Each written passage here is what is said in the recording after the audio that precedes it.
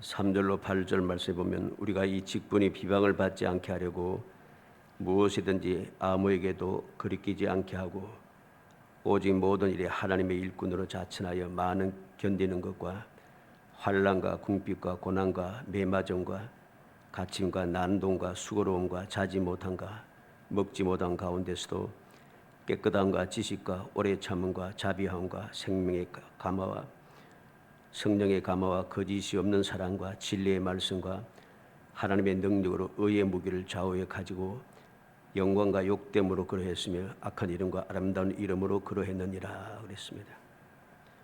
오늘 이 말씀을 보면은 믿음의 사람들이 얼마나 어려움을 당하고 있는가, 바울 사도가 어려움을 당하는 그 환난에 대하여서 또 그 고통에 대하여서 어떻게 보면은 억울할 수밖에 없는 원통한 내용에 대해서 자세하게 기록해 주고 있습니다. 그러한 어려움 중에도 바울 사도는 무엇을 이야기합니까? 그렇게 힘들고 어려움에도 불구하고 직분이 비방을 받지 않게 하려고 모든 일에 하나님의 일꾼으로 자처하여 하나님 진리의 말씀과 하나님의 능력으로 그는 이 모든 일들을 비방을 받지 않기 위하여 하나님의 일꾼으로 하나님의 능력으로 이 모든 것을 다 견디어 왔다는 것입니다. 이게 무슨 말이 되겠습니까?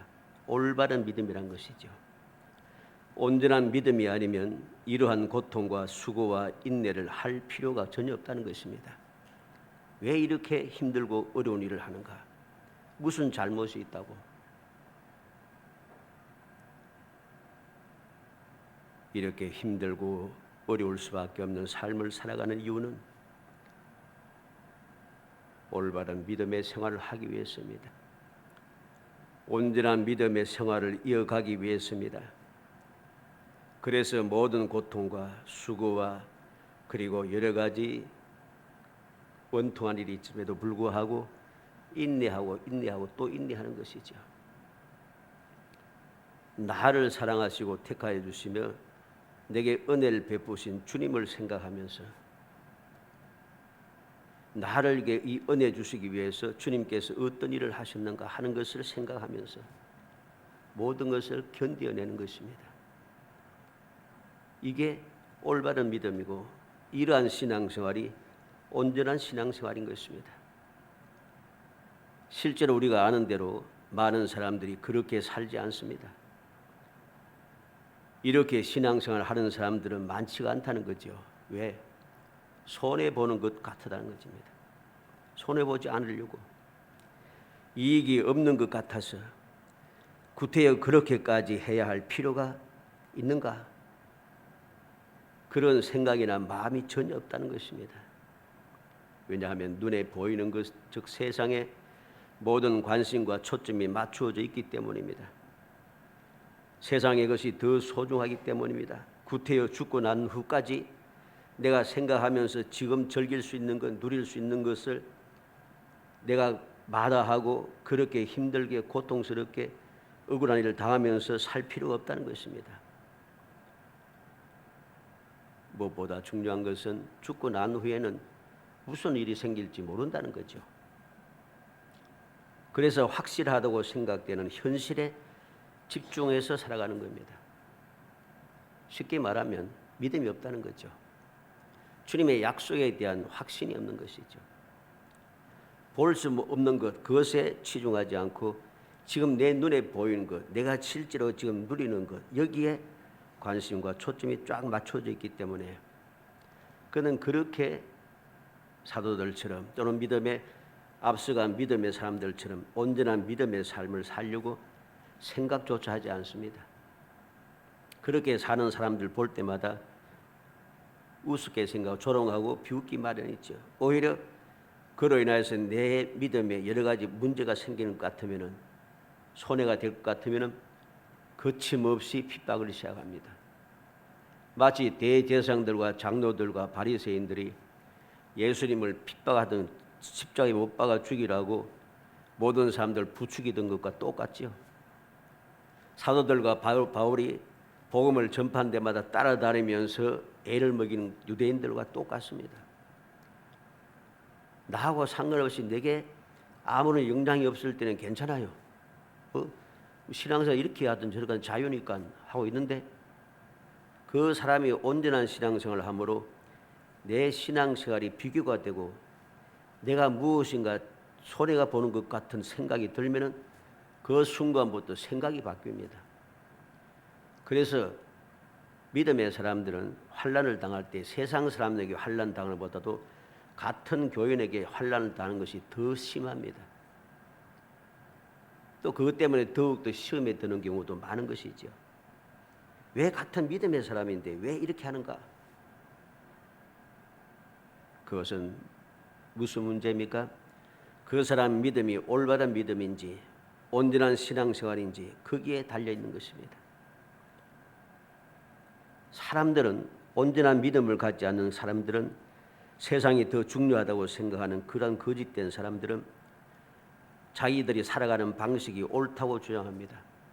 그리고 나는 너희들처럼 그렇게 안 살아도 이렇게 잘 먹고 잘 산다고 큰소리치고 나는 복을 이렇게 받은데 너는 어떠노? 이렇게 조롱을 합니다. 그런데 올바른 믿음의 사람들은 결코 그렇게 생각하지 않는다는 것입니다. 그리고 그렇게 살지도 않습니다. 왜? 결코 멀거나 알지 못하는 죽고 난 후의 일만이 아니다는 사실을 현실에서도 깨닫고 있다는 것이죠. 아브라함과 이삭과 야곱, 모세, 갈렙, 다윗, 예레미야 이런 사람들이 현실만 보고서는 그렇게 살 수가 없어요. 현실이 아닌 과거만, 그 미래만 보고서도 이렇게 살 수가 없습니다. 하나님의 약속이 먼 미래만은 아니란 거죠. 현실에서도 지금 여러 가지 힘들고 어렵고 억울한 일이 있음에도 불구하고, 그럼에도 불구하고 장차 영원히 받을 복에 대해서만 주님께서 말씀하고 끝내는 게 아니고, 그러한 복은 이러한 것과 같다 하는 것을 현실 생활 속에서 하나님께서 함께 하시며 친히 찾아오시고 말씀하시고 기적을 베푸시면서 증거를 보여주는 거죠. 그래서 그들은 모든 것을 올바로 깨닫고 그 믿음을 가지고 모든 현실을 이겨내기 시작하는 것입니다.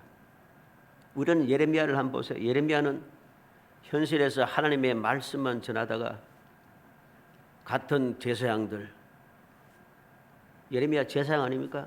같은 제사장들, 심지어는 일가 친척들에게까지 미움을 당하고 매맞음을 당하고 또 같은 동족들에게 죽이겠다고 덤비는, 모든 사람들이 손가락질 당하고 미움을 당하는 그런 일을 당했습니다.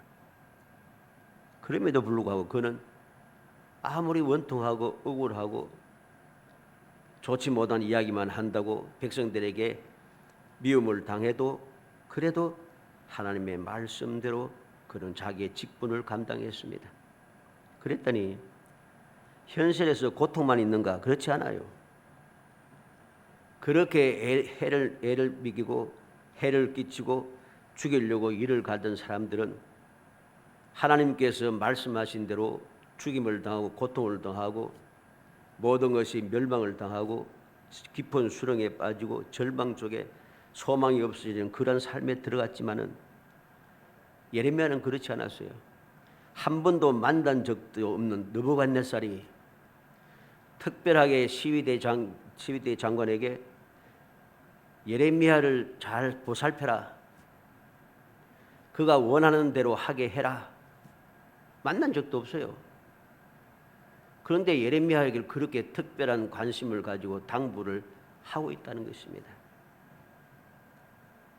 우리는 다니엘과 베드로, 바울 수많은 믿음의 역사를 통해서 이 모든 사실은 증명되고 분명한 증거가 허다하게 우리 주위에 가득 차 있습니다. 그래서 신실한 믿음의 사람들은 그 믿음의 증거가 있기 때문에, 믿음의 눈을 들어서 그 모든 사실을 확실하게 눈에 보고 있기 때문에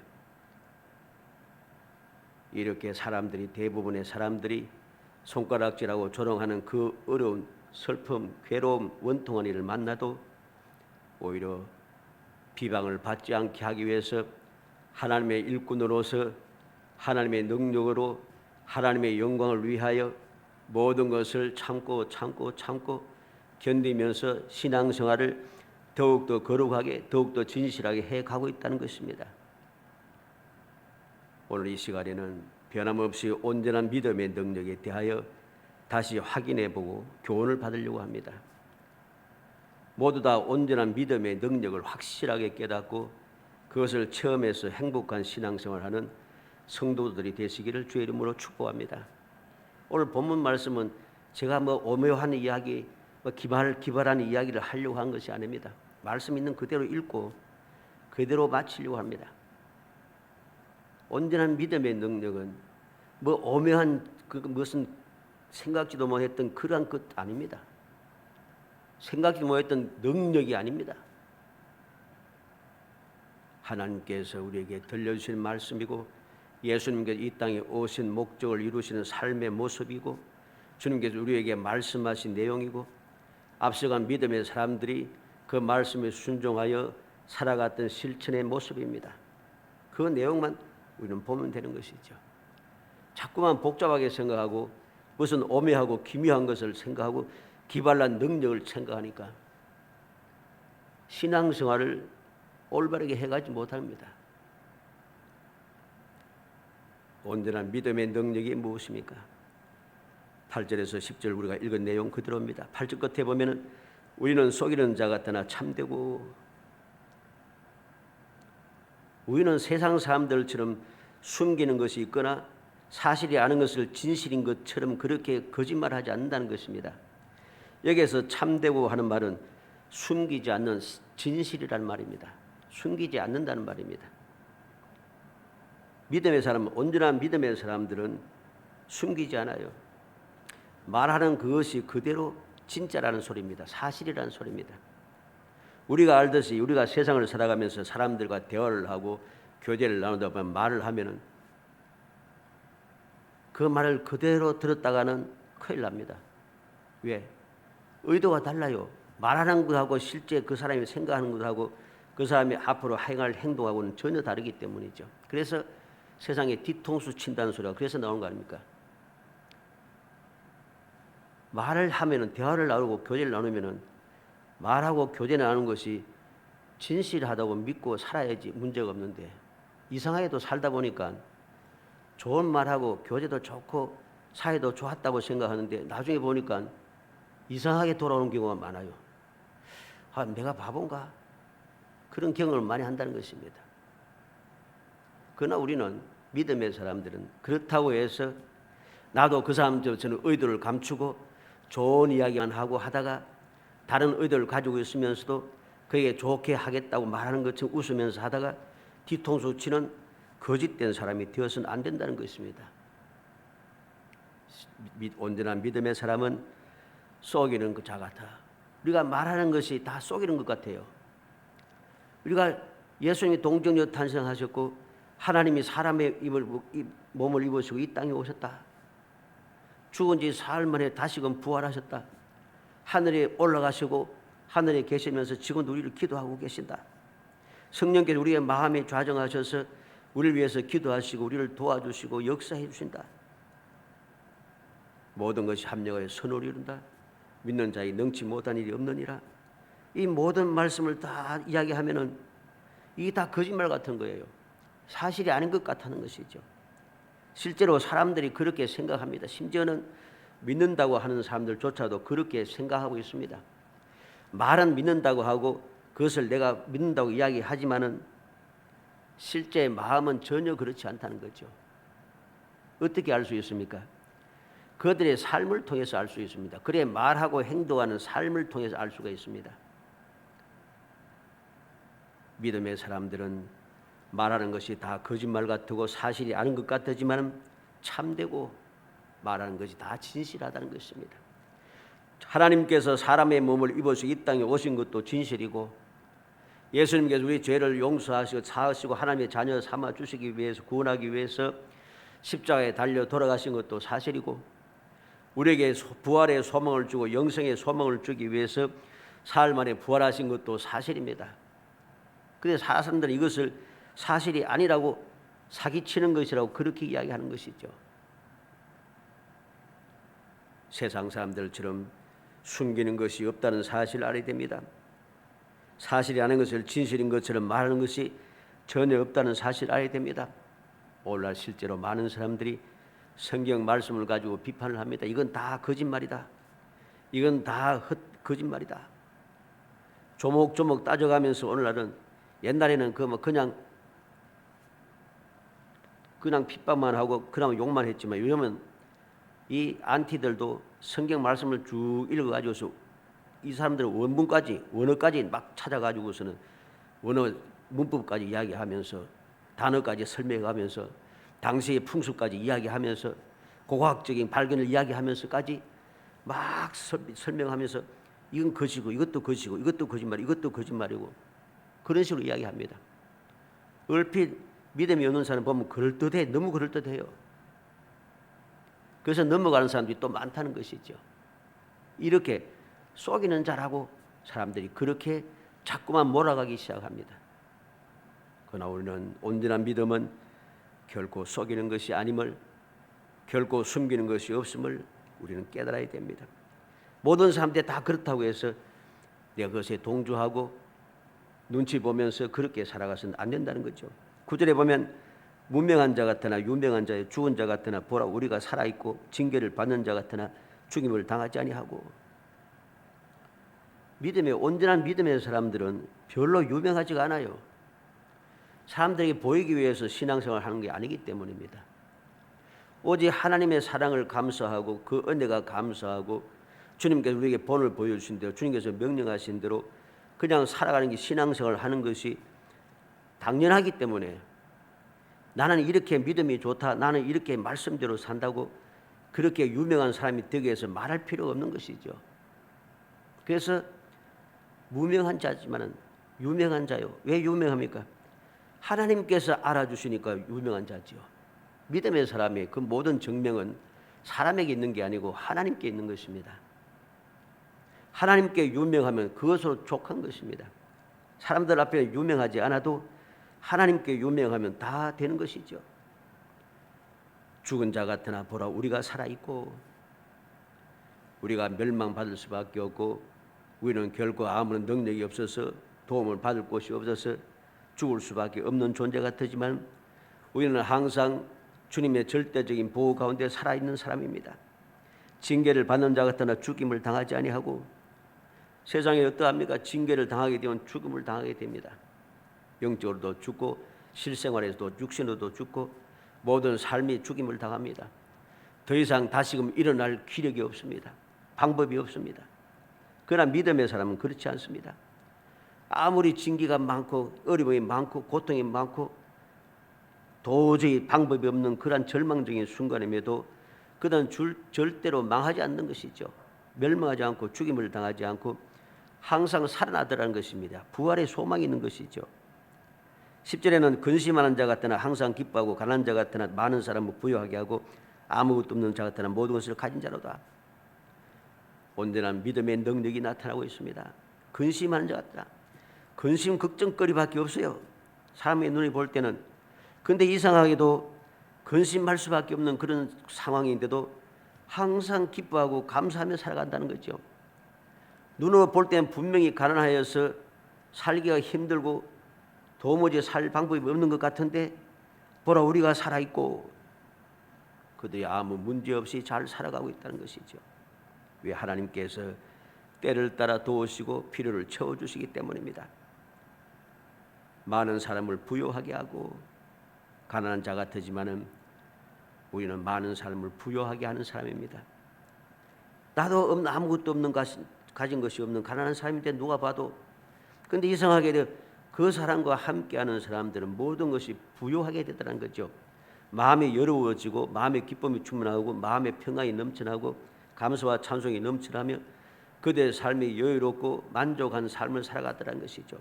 아무것도 없는 자 같으나 모든 것을 가진 자로다. 눈에 보면은 분명히 빌튼털이에요. 뭐 자랑할 것이 아무것도 없어요. 그런데 살아가는 삶의 모습을 보니까 모든 것을 가진 사람처럼 때때로 모든 필요가 채워지시고 모든 문제가 해결되어지고 결국은 모든 것이 복된 것으로 결말이 나더라는 것입니다. 모든 것을 가지고 있더라. 사람들 보기에는 희한해 보이지만은 온전한 믿음의 사람들에게는 이게 당연한 믿음의 능력인 것입니다. 우리는 명심해야 합니다. 세상에서도 끊임없이 시험이 있다는 사실을 알아야 됩니다. 세상의 시험은 통과하는 데 힘이 듭니다. 그리고 너무나도 삭막합니다. 그러나 사랑의 하나님 아버지께서는 얼마나 우리를 사랑하시는지 100% 성공할 수 있는 시험만 주신다는 거죠. 그래서 고린도전서 10장 13절에 사람이 감당할 시험 밖에 너에게 당한 것이 없나니 오직 하나님은 미쁘사 너희가 감당하지 못할 시험 당함을 허락하지 아니하시고 시험 당할 점에 또한 피할 길을 내사 너희로 능히 감당하게 하시느니라. 이러한 시험도 감당하지 못하는 것은 문제가 어디에 있습니까? 나한테 있는 거죠. 하나님께서 감당할 수 있는 시험만 허락하시는데 감당할 수 있는 시험조차도 피할 길을 또 준비해 놓으셨는데 당연하게 누구든지 믿음의 사람은 100% 성공할 수 있는 이 시험을 내가 감당하지 못하는 것은 누가 문제입니까? 나한테 문제가 있는 것이죠. 나한테 문제가 있습니다. 그런데 나한테 문제가 있는 것을 생각지도 아니하고 오직 하나님만 원망합니다. 내가 말씀대로 살다가 이런 어려움을 당하고 내가 하나님을 믿으며 산다가 이렇게 고통을 당하고 내가 이렇게 신앙생활을 하겠다고 하다가 이러한 어려움을 당하고 원통한 일을 당하고 막 원망과 불평을 시작합니다. 왜 가는 길이 이렇게 험하노? 하나님께서 이스라엘 백성들 애굽 땅 종살이에서 해방시켜 주시고 그냥 나왔습니까?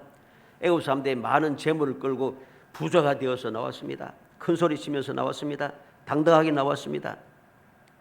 그런데 이제 약속의 땅으로 적과 꿀이 축복의 땅으로 가는 노정입니다. 광야를 지나야죠, 당연히. 그런데 그 가는 길이 좋지 않다고 끊임없이 원망한다는 거죠. 자유를 주시고 그에게 많은 재물까지 주시면서 광야를 지난 동안 날마다 필요를 채워주시고 선한 길로 인도하시고 안전하게 보호하시고 축복의 땅으로 이끌어 주시는데 그게 싫다는 거죠. 누가 문제가 있습니까? 우리의 삶은 그렇게 거짓된 믿음이 되어서는 안 됩니다. 온전한 믿음의 사람, 약속의 말씀을 믿는 믿음의 사람이 되어야 됩니다. 하나님께서 나를 죄악 세상에서 불러내 주신 은혜를 생각해야 됩니다. 광야 같은 세상을 살아가는 과정에 나를 그와 같이 버려두지 않고 나와 함께 동행하시는 주님의 사랑을 믿어야 합니다. 우리가 가는 발걸음은 비록 고통과 괴로움과 눈에 보인 누구나 봐도 어려운 삶이지만 그래도 하나님께서 때를 따라 도우시고 필요를 채워주시며 우리를 반드시 승리하게 하시고 복되게 하신다는 절대적인 확신을 가져야 됩니다. 우리는 이상하게도 세상의 시험을 위해서는 시간과 물질과 노력 모든 것을 다 투자합니다. 잠도 자지 않습니다. 그리고 매어 달립니다. 길을 쓰고 매어 달립니다. 해서는 아니 될 일까지 합니다.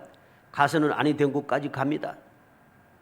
세상 일을 위해서는 그렇게 합니다. 그런데 너무나도 쉽고 확실한 하나님의 시험, 100% 통과할 수 있는 시험에는 원망과 불평만 일삼고 도무지 시간을 낼 생각하지 않고 노력을 할 생각지 않습니다.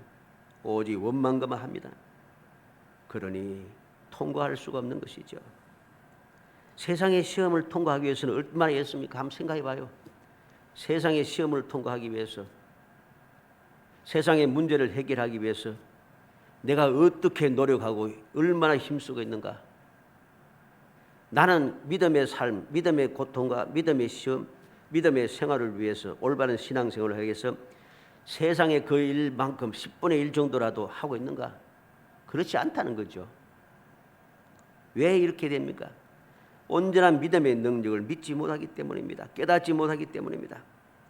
우리는 아브라함을 보게 바랍니다. 아브라함은 하나님께서 겨우 이제 백세가 되어서 겨우 약속한 아들을 받았습니다. 그런데 하나님께서는 그 이삭을 바치라고 하십니다. 아브라함이 원망하고 막 하나님께 대들고 했습니까? 아닙니다. 아무 소리도 하지 않고 아침에 일찍 일어나서 출발을 합니다. 하나님께서 준비해 주실 것이다. 이삭이 물을 때 하나님께서 준비해 놓으신다. 과연 그대로 우리가 알듯이 아브라함은 인류 역사상 가장 최초로 전무후무하게 하나님께서 예배해 놓으신 제물로 하나님께 예배를 드린 유일한 사람입니다. 하나님께서 준비해 놓으신 제물, 이삭을 대신하여 준비를 해놨어요. 이미 하나님께서 준비한 예물을 가지고 하나님 앞에 제사를 드리는 사람 또 누가 있습니까? 없습니다. 사라밧의 과부는 마지막 남은 가루 한 움큼, 기름 조금, 그것을 선지자의 말을 믿고 엘리야를 위해서 다 내어놓았습니다. 그랬더니 흉년이 끝날 때까지 절대로 기름이 끝나지 않고 가루가 끊임없이 공급되는 기적을 체험했습니다. 우리가 세상을 살다 보면은 슬픈 일을 당하거나 상처를 받거나 고난을 당하기 마련입니다. 어떤 사람은 하루아침에 재산을 모두 잃게 되는가 하면은 어떤 사람은 사랑하는 사람과 사별하기도 하고 또는 불치의 병으로 낙심하게 되기도 합니다. 그 외에도 우리는 크고 작은 일에서 마음의 상처를 받기도 하고 심한 궁지에 물리기도 합니다. 원통한 일을 당하기도 합니다. 슬픈 일을 당하기도 합니다. 이러한 일들을 당할 때에 온전한 믿음의 사람들은 어떠합니까? 욥이 하루아침에 모든 것이 사라지고 온몸에 종기가 나고 재에 앉아서 기와로 자기 몸을 끌고 있을 때 그의 아내가 찾아와서 이야기합니다. 당신이 그래도 자기의 순전을 지키느냐? 하나님을 욕하고 죽어라. 롯의 아내는 하나님의 특별하신 은혜를 입어서 천사의 손에 이끌려서 멸망할 소동성에서 이끌어 나왔습니다. 그런데 뒤돌아보지 말라고 앞을 향하여 도망가려고 하는데 뒤를 돌아보게 됩니다. 지금 내가 구원받게 되는 것, 지금 이렇게 놀라운 은혜 누리는 것이 얼마나 소중한지 누가 천사의 손을 잡고 구렁텅이 불구덩이에서 나올 수 있겠어요?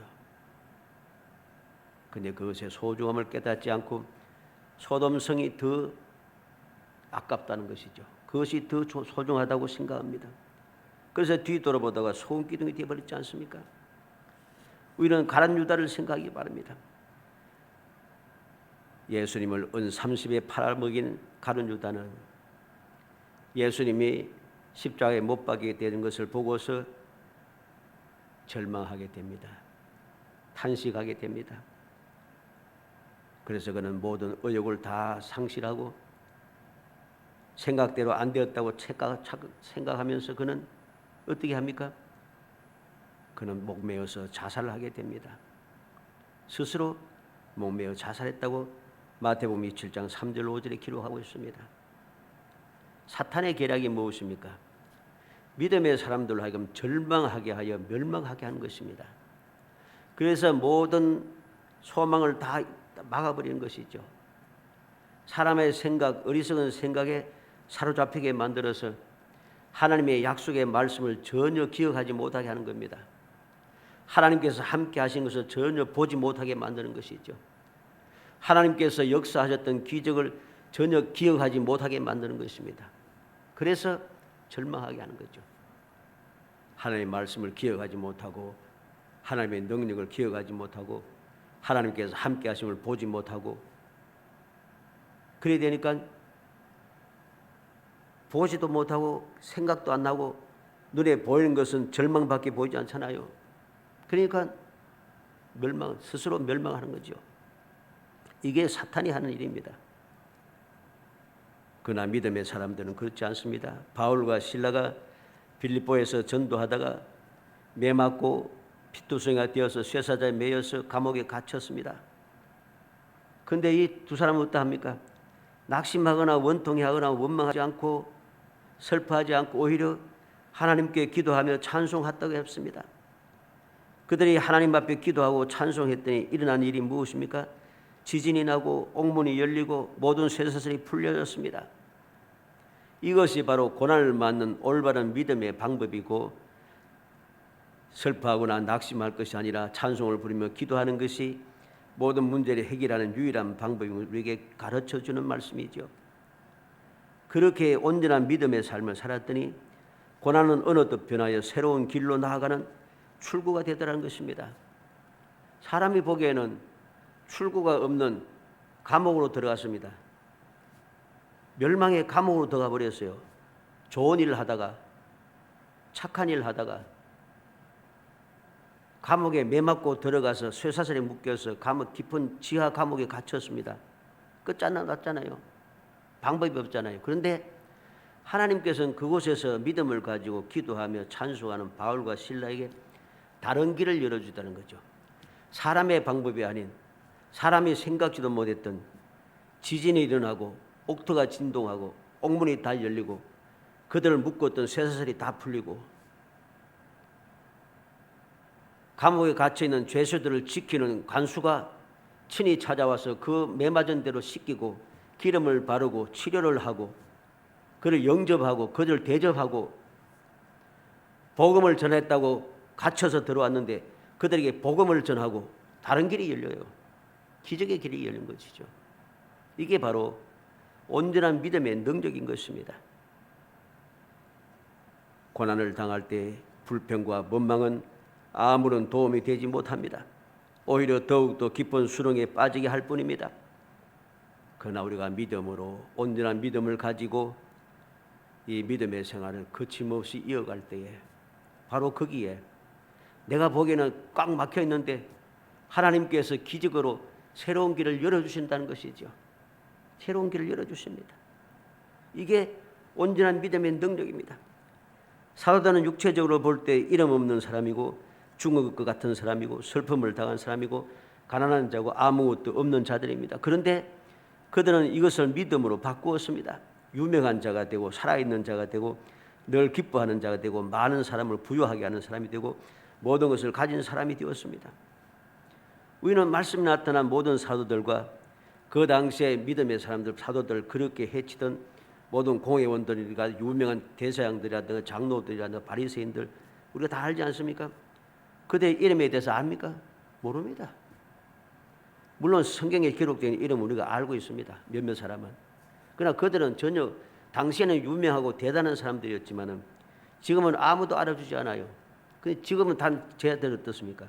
앞서간 믿음의 사람들 어떻습니까? 그들은 지금도 유명한 사람이고 앞으로도 계속해서 유명한 사람이고 앞으로도 계속해서 모든 사람들의 소망을 주는 사람입니다. 보는 눈에 따라서 달라집니다. 고난을 기쁨으로 바꾸는 방법은 믿음의 눈을 뜨는 것입니다. 믿음의 눈으로 우리가 당한 고난을 바라보는 것이 아니라 고난 뒤편에 있는 주님께서 날 위해서 예배해 놓으신 전혀 다른 그 놀라운 주님의 축복을 바라보고 새로운 소망을 바라보는 사람이 되어야 됩니다. 바로 그곳에 승리가 있고 그곳에 우리가 간절히 원하는 축복이 있고 그곳에 즐거움과 기쁨이 있고 그곳에 형통함이 있는 것이죠. 성도들이 신앙생활을 온전하게 하지 못하면 세상 생활에서도 온전해질 수 없습니다. 그래서 신앙생활을 온전하지 못하고 세상과 짝하고 세상 사람들과 함께하면서 타협하면서 살아갔던 사람들은 당시에는 볼 때는 모든 것이 출세하고 잘 되는 것 같은데 결말이 좋지가 않아요. 신앙생활이 불안하면 세상 생활도 불안하다는 사실을 알아야 됩니다. 마태복음 6장 31절로 33절에 그러므로 염려하여 이르기를 무엇을 먹을까 무엇을 마실까 무엇을 입을까 하지 말라. 이는 다 이방인들이 구하는 것이라. 너희 하늘 아버지께서 이 모든 것이 너희에게 있어야 할 줄을 아시느니라. 우리가 세상의 것을 염려하지 말란 것이고 그것을 위해서 구하지 말란 것입니다. 왜? 하늘 아버지께서 하나님께서는 모든 것이 있어야 할 것을 알고 계시는 거죠. 알고 계시는 사랑의 하나님 아버지께서 내가 염려하며 그렇게 고통하면서 그리고 세상 사람들 생각하는 대로 아무것도 없는 사람이 되어서 멸망하도록 버려두시는 분인가? 그렇지 않다는 겁니다. 내가 할 일은 무엇입니까? 먼저 그의 나라와 그 일을 구하라. 이게 무엇이죠? 하나님의 자녀로서 살아가라는 것이죠. 예수를 믿는 믿음의 사람으로 살아가라는 것입니다. 믿음의 사람으로 살아가면은 하나님의 자녀로 살아가면은 하나님의 자녀된 아버지께서 하나님의 자녀된 우리를 양육해 주시는 것이죠. 필요를 따라서 공급해 주시고 인도하시고 보호해 주시고 역사하시는 것이죠. 내가 예수를 믿고 살아가게 되면 주님께서 주님을 믿고 따르는 믿음의 사람들을 항상 선한 길로 인도하시는 것이죠. 그래서 오늘도 믿음의 사람들이 절망하지 않고 소망 가운데 즐거워하며 온전한 믿음의 능력을 체험하며 살아가기 위해서 예수님께서 지금도 뭐하고 계십니까? 보좌 우편에서 기도하고 계시잖아요. 기도하고 계시 지금도. 성령께서 무엇을 하십니까? 우리 돕기 위해서 오신 보혜사 성령께서 믿음의 사람들의 마음속에 함께 하시면서 탄식하시면서 내가 잘못 구하는 것까지 하나님의 뜻에 합당하게 기도해 주고 계시잖아요. 무엇이 문제가 됩니까? 고린도후서 9장 8절에 하나님이 능히 모든 은혜를 너희에게 넘치게 하시나니 이는 너희로 모든 일에 항상 모든 것이 넉넉하여 모든 착한 일을 넘치게 하려 하심이라. 하나님께서 능히 모든 은혜를 넘치게 하시는 분입니다. 능히 모든 일에 넉넉하고 넘치게 착한 일을 할 수 있도록 항상 그렇게 할 수 있도록 하나님께서 넘치게 주시는 분입니다. 고린도후서 9장 10절에는 심는 자에게 씨와 먹을 양식을 주시는 이가 너희 심을 것을 주사 풍성하게 하시고 너희 의의 열매를 더하게 하시리니. 하나님께서 다 알아서 준비해 놓으십니다. 우리가 할 일은 무엇입니까? 온전한 믿음을 가지고 믿음의 생활을 계속해서 이어가는 것입니다. 내가 온전한 믿음의 생활을 계속해서 이어가면은 하나님께서 모든 것을 준비하신 하나님께서 때를 따라서 필요를 따라서 공급하시고 도와주시는 것이죠. 갈 길을 모르겠다고 그렇게 낙심하고 주저앉지 말고 그냥 믿음으로 가기만 하면 하나님께서 선한 목자된 주님께서 선한 길로 이끌어 주시는 것이죠. 사랑하는 성도 여러분, 믿음의 실상을 보며 모든 것이 합력하여 선을 이루시는 증거를 가지는 온전한 믿음의 성도가 되기를 주의 이름으로 축복합니다. 그래서 즐거운 신앙생활을 하는 행복한 신앙 성도들이 되기를 주의 이름으로 축복합니다. 우리는 온전한 믿음을 가지기 위해서 애써야 됩니다. 이미 우리는 믿음의 사람이 되었잖아요. 믿음의 사람이 되었으면 믿음의 사람답게 살아야 합니다. 그래야지 믿음의 사람으로서의 하나님께서 약속하시고 예비하신 은혜를 누릴 수 있기 때문입니다. 우리는 믿음의 사람답게 여러 가지 힘든 세상을 살지만은 여러 가지 좋지 못한 사실을 보고 그 가운데 살아가고 있지만은 믿음의 실상을 보는 사람이 되어야 됩니다. 약속하신 믿음의 실상을 보고 하나님께서 어떻게 바꿔주시는지, 어떻게 기적을 베푸시는지, 어떻게 역사하시는지, 어떻게 이제까지 이루어 주셨는지 믿음의 실상을 보면서 살아야 됩니다. 그리고 모든 것이 합력하여 선을 이룬다는 믿음의 증거를 얻기 위해서 그 증거를 주옵소서 기도하는 사람이 되어야 됩니다. 그리할 때 비로소 우리는 온전한 믿음의 능력을 날마다 체험하며 살아갈 수가 있습니다. 이제 우리가 2021년도 거의 다 지나갔습니다. 그죠? 11월 마지막 주일인데 이제 한 달여밖에 남지 않았습니다. 이러한 때 우리는 다시금 우리의 믿음을 새롭게 해야 됩니다. 우리의 믿음을 다시금 점검하면서 나의 믿음이 온전한 믿음이 되도록 마음을 굳게 다짐하고 온전한 믿음에 든든히 서도록 우리가 결심을 해야 합니다. 간절히 소원하기는 온전한 믿음을 굳게 세워서 금년 약속하신 대로 하나님께서 내 손과 능력을 알려서 기적을 베푸겠다는 거죠. 내 이름이 여호와인 것을 알게 하리라. 하나님께서는 오늘도 약속하시고 반드시 지키시는 전능하신 하나님 것을 너희들에게 알도록 역사하겠다는 것이죠.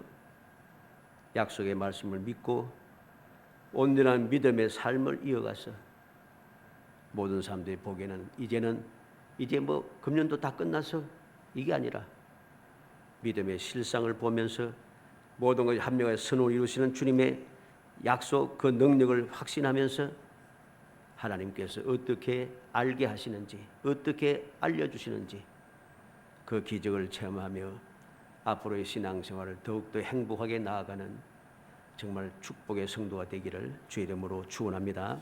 은혜 감사합니다. 사랑하여 주셔서 택하여 주시고 택한 저희들 하여금 주님의 은혜를 사모하고 주님의 약속을 굳게 믿으며 오늘도 함께 하시는 그 사랑을 믿으며 주님과 동행하며 삶을 살아가는 주님의 도우심을 받으며 행복한 신앙생활을 이어가는 저희들이 될 수 있도록 끊임없이 돌봐주심을 감사합니다.